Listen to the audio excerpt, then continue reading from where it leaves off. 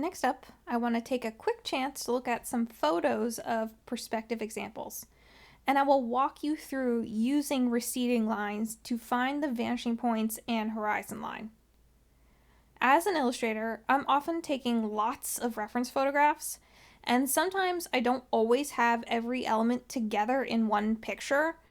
Sometimes I'll photograph my model, and then I'll photograph my background separately, and do it in a whole bunch of different pieces, especially if I have a lot of elements going on. So then I usually have to basically Frankenstein all my references together. And to do that, you need to make sure that the viewpoints all fit together. So first of all, you have to make sure you're holding the camera at the same angle and at the same height from the ground in every picture. So you really have to be conscious of how you're holding the camera, especially when you're taking photographs at different times and different locations. I really try to think about exactly how I'm holding the camera when I take the first picture, so then when I go to my next location to take more pictures, I'm holding the camera in the exact same way. And then when I get back to my studio and I put them on my computer and I go to put them together, I make sure that my horizon lines all match up. So that way it looks like they exist in the same place. And that's why it's a really good exercise to look at photographs and practice to find vanishing points and the horizon line. So I want to walk you through a few examples. We've talked a whole ton about one-point perspective at this point, so let's take a brief moment and look at some real-life examples of one-point perspective. Okay, so the whole goal of this exercise is that we want to find where the horizon is. To do that, we're going to start by looking for receding lines. Where the receding lines converge will be at a vanishing point that is on the horizon line. So if we can find the vanishing point, we can find the horizon. Now, this is actually a very easy picture to find the horizon, and that's because we know one big thing about the horizon line. It's that it's where the sky meets the ground. And because we're looking out at an ocean with nothing obstructing our view, we know that the horizon line is going to be at the point where we can actually see the sky meeting the ground. But let's double check that by finding our vanishing point first. This scene is a one-point perspective because we are standing and looking straight along this dock.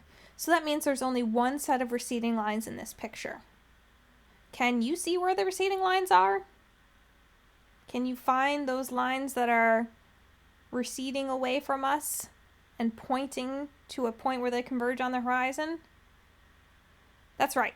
They're here following along the banister and the edges of this dock. You can see these lines extend all the way to the point where they actually disappear, which is where the vanishing point is, right here. And we know the vanishing point is on the horizon line, so that means the horizon line is here, just like I thought. Next up, we have a kitchen. We are looking straight ahead to the wall at the other end, and the camera isn't looking up or down in any way. When you have a room like this with a lot of cabinets and shelves, there's actually a ton of parallel receding lines here. And remember, we're only looking for lines that are parallel to each other. So if you notice, the chair straight ahead is at an angle, and it's not parallel to those cabinets and walls. So we're going to ignore that. Also, you can remember that we can see the top of anything that is below the horizon line and can see the bottom of anything that's above the horizon line. So you notice we can see the tops of all the counters in this kitchen here, so we know that the horizon line is going to be above those counters. And this cabinet on the right here that's above the counter, you can see that we can just barely see the bottom of it, just a little sliver. So to me, that means the horizon line is very close to that. But let's double check it. The edge of the room is always an easy receding line to follow. Then we have the top edge of the counter and the bottom edge of the cabinet on the other side. And the top edge of the cabinet on that side too. And these all converge at our vanishing point that is on the horizon line, right about where I thought it was. It's barely just below that cabinet where we can almost just see the bottom of it. Outside examples where there are no buildings can be tough. That's why most often when we're dealing with perspective, we're dealing with buildings. So if you have a scene that doesn't have a building in it, it makes it a lot tougher. But perspective always exists even when we don't have structures. So there's other cues we can look for, even though it's not the easiest thing to do. We actually can basically see where the sky meets the ground on this one. So we actually do have an idea where the horizon is. But you can follow things like roads, telephone poles, train tracks, or sidewalks, but only as long as they are in a straight line. If they are curved in any way, you won't be able to follow them to a vanishing point. So that's why I typically will stick to using things that I know are at perpendicular and right angles and are not curved, like buildings, and try to avoid these tougher things. But in this picture here, I do know that this road is going straight back and that the telephone poles are following along the side of it, so they are also going straight back. I am going to ignore the dirt road or the grass that's on the left side here on the bottom because they're not straight lines. So if I follow the sides of the roads here on either side or the tops of the telephone poles, I can follow them back to a point where they all meet, called the vanishing point, that is on the horizon line here. And notice it is where the ground meets the sky, although you do have to notice that there actually are some trees in the way off the side. So usually if there's trees, you kind of have to think that the horizon's going to be a little bit below them. It's not going to be at the very tops of the trees because that tree is going to be higher than the horizon line. So that's why you have to be a little bit careful when you have things like trees or buildings in the way. It can throw you off. And if there's even hills in the way, that can throw you off. That's why it's usually better if you are to follow things that you know are straight and receding. Also note that the camera is a little tilted, so that's why the horizon line is at an angle. And that's the only way the horizon line is at an angle, is if your head is tilted or the camera is tilted off to the side. Now we are in a building that is falling apart. We can't see where the sky meets the ground, so we have to work a little bit harder. Note we're looking straight ahead at the wall directly in front of us. We're facing it straight on, so that makes this 1-point perspective.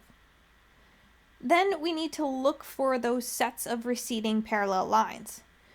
Typically, I look for the edges of the room, but this room actually has a nice gridded window on top, so the sides of the windows and the panes are all receding back.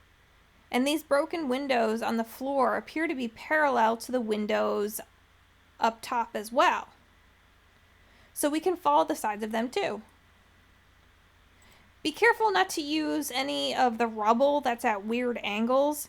We want to find receding lines that are level to the ground and parallel to the walls of the room.